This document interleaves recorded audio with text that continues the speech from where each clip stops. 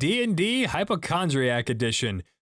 Welcome to the Twisted Pint Tavern. Today we're visiting r/D&D to check out the answers to what are some of the worst D&D homebrew rules you've seen. Today I'm gonna rate these homebrew rules on a scale of 1 to 5, 1 being not that bad and 5 being absolutely terrible. I hate everything about it.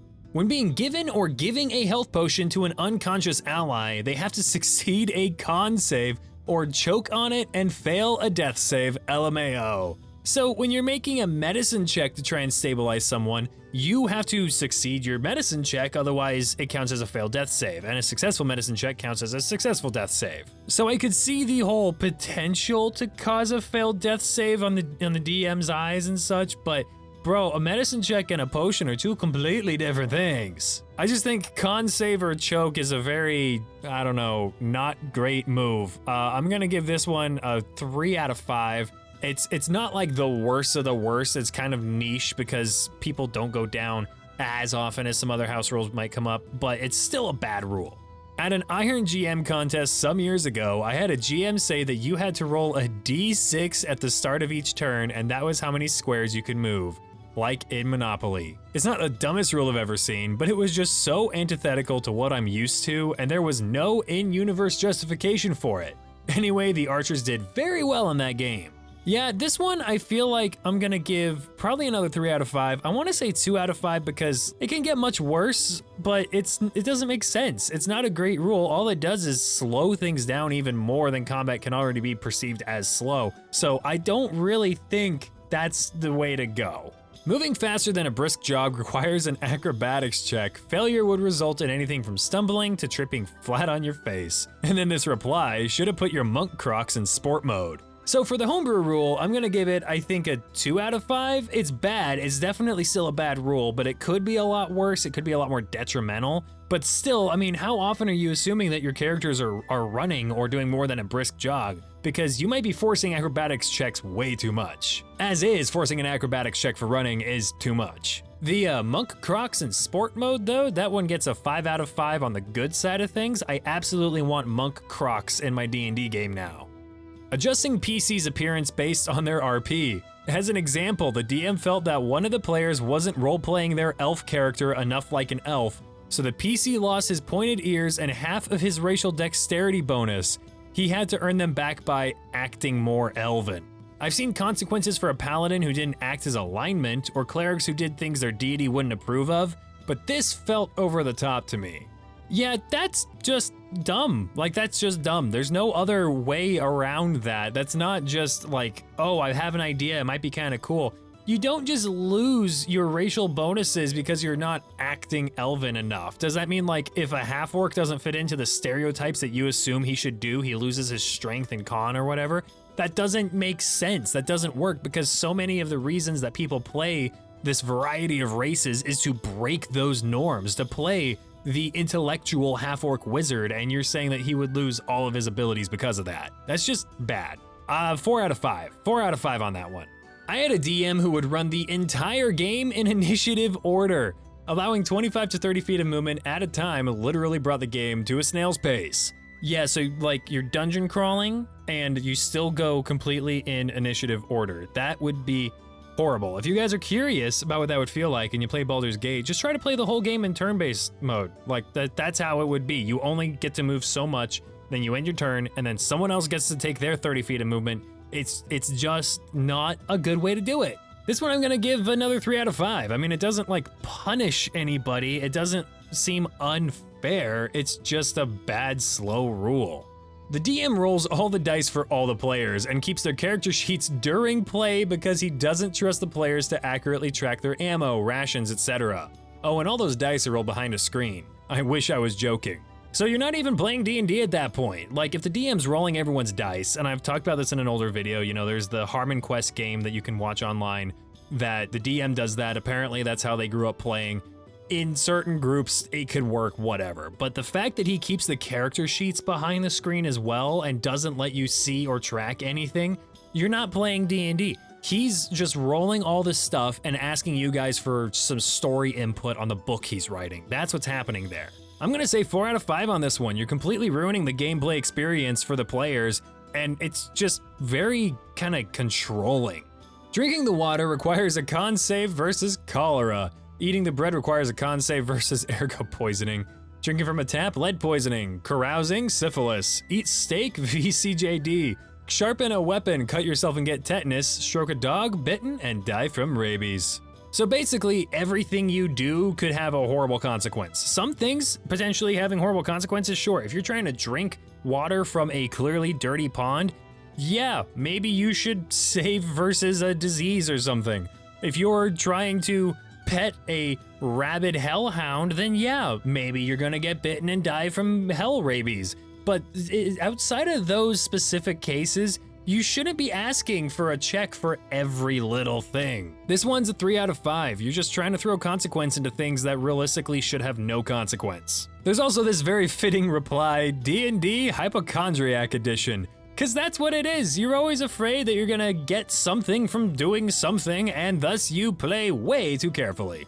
Players arriving late, with late being defined as after the DM arrives, not the set time, owe the DM a $10 gift card. Now wait until the microtransaction DM from this video finds out about this rule. But you owe him a $10 gift card? Is this a group of friends and he just put this rule in place? Or is this like a looking for group post online and you guys all meet at the game store? Because this does not sound like the kind of thing a friend would pull successfully in a group. And if someone tries to do this in a group that you formed like at a game store or something, just don't play with them. That's just dumb. 4 out of 5 for gaming extortion.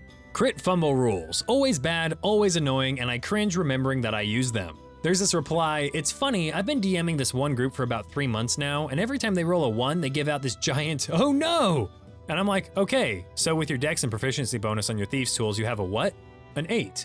Okay, so it takes you about 7 minutes of fumbling around with this fucking lock, and you break a pick or two in the process, you have spares in the pouch. But eventually you get it open with a rusty shriek of metal.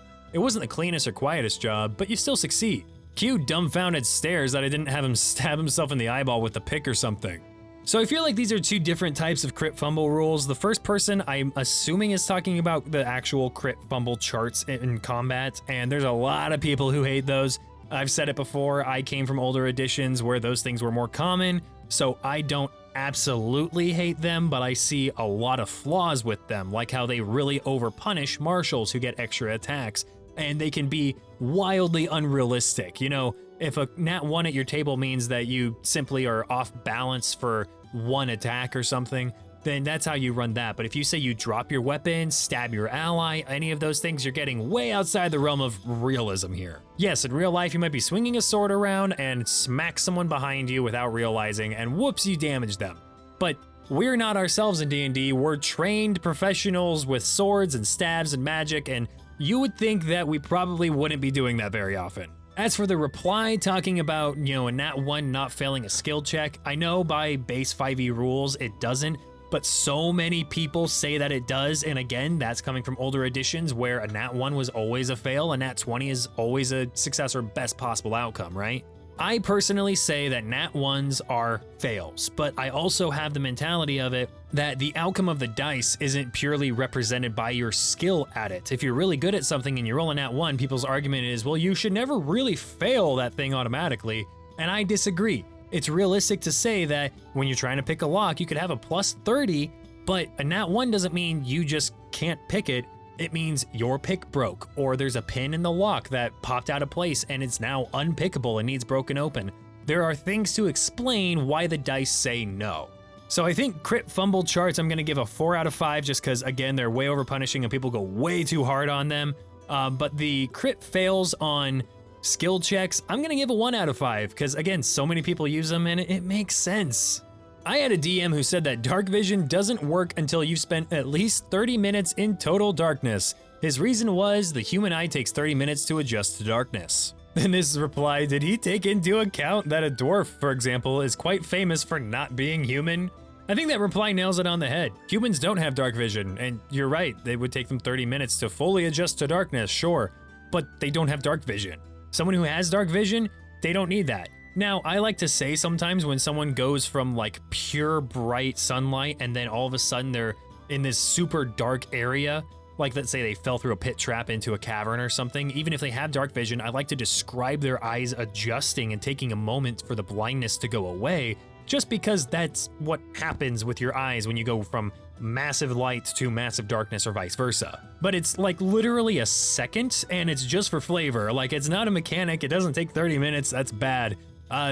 2 out of 5 could be worse, it's just kind of a really big nerf to Darkvision. A natural 1 is an auto hit on an ally. This is what I was talking about with really bad crit fumble charts. This isn't even a crit fumble chart.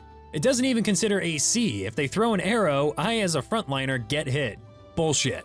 Yeah, I agree, that's bullshit. If you have a ally nearby and the DM wants to say you damage them, it's dumb, it's stupid, but at least you can say, oh, you swung your sword a little to the left and hit your buddy. But you throw an arrow and somehow it miraculously makes a U-turn when it's heading for an enemy and hits your buddy that's behind you? That doesn't track, that doesn't make sense. You're just trying to punish the players, and punishing the players is almost always going to be a bad rule. If the rule does that, you shouldn't have it. Consequences for actions? That's different. Systems that tell them what they can and can't really do? That's different. But punishing them for something they have no control over is just dumb. And lastly, almost anything on DandDWiki.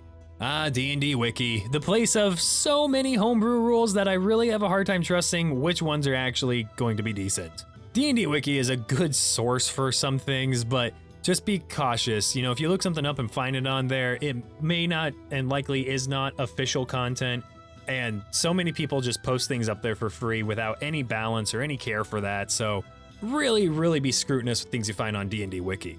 But with that, we're gonna wrap up today's video. Thank you guys so much for watching, and I hope you enjoyed. Make sure to leave a like and subscribe if you've not done so already, and check out the Twisted Pint Tavern Discord server using the link in the description. Also, did you know we have a podcast now? I say we because it's me, Luke Goblin, and Crow from Crow's Perch. We are releasing episode 3 today. Yes, as in today of when this video is going out. So if you haven't watched any of our episodes, or if you have and want to catch this new one, click the link in the description to go to the Definitely Not a Mimic podcast channel. But now I'll actually say farewell. Have a wonderful weekend, and I'll see you guys in the next video.